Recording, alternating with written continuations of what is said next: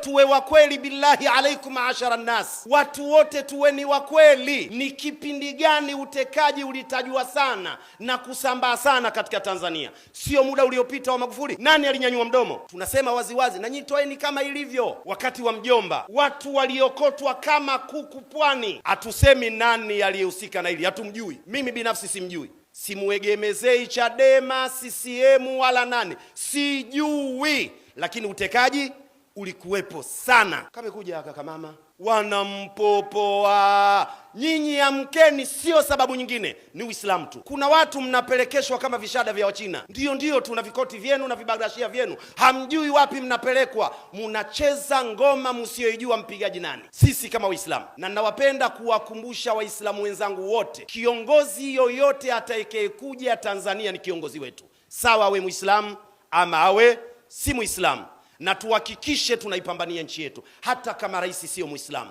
Sisi dini yetu ina misingi, hatupaswi kuwa wabaguzi. Dini yetu kwanza si ya ubaguzi, awe Muislamu na asiwe Muislamu, na wengine watakuwa mashahidi. Tulikuwa mstari wa mbele kumwombea Magufuli, hakuwa Muislamu, lakini kwa sababu ni rais wetu tulimuombea sana. Mzee Mkapa, rais wetu, baba wa taifa, mzee Julius Kambarage Nyerere, kuweni mashahidi billahi alaikum, waliomuombea dua na kumweka mbele wakati unagombaniwa uhuru walikuwa nani? Bagamoyo kwa Sheikh Ramia alilazimishwa kufunga. Nimemsikia sikusimuliwa kwa sikio langu, anasema ilipofika saa 6 njaa imemchimba, alisema nataka Aspro, kichwa kinamuuma, wakamwambia muda si mrefu utakula.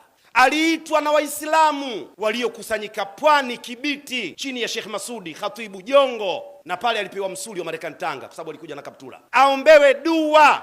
Nyerere alikuwa Muislamu, kwa sababu sisi dini yetu haina ubaguzi. Na hivi ndivyo ninawaomba, hata nikifa kesho, Waislamu tuweni waungwana. Penye kudai haki tudai haki, lakini sio kwa kutukana. Dini yetu haitaki matusi, sio kwa kukashifu watu. Dini yetu haitaki kashfa. Kudai kuna kanuni, na Bwana Mtume Muhammad sallallahu alayhi wasallam alishaeleza, rahimallahu mra'an idha ba'a wa idha ishtara wa idha iqtada.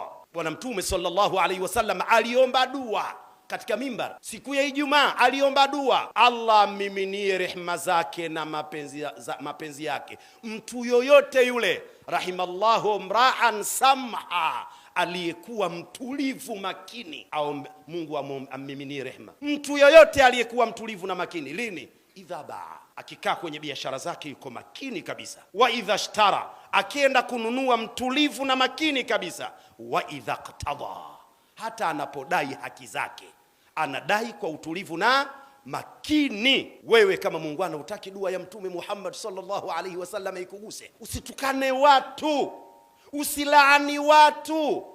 Kuna hatari ukamlaani mtu, ile laana kageuka ikakurudia mwenyewe. Naomba Uislamu tuwe hivi, lakini nawaomba na viongozi wetu wa dini nchi nzima.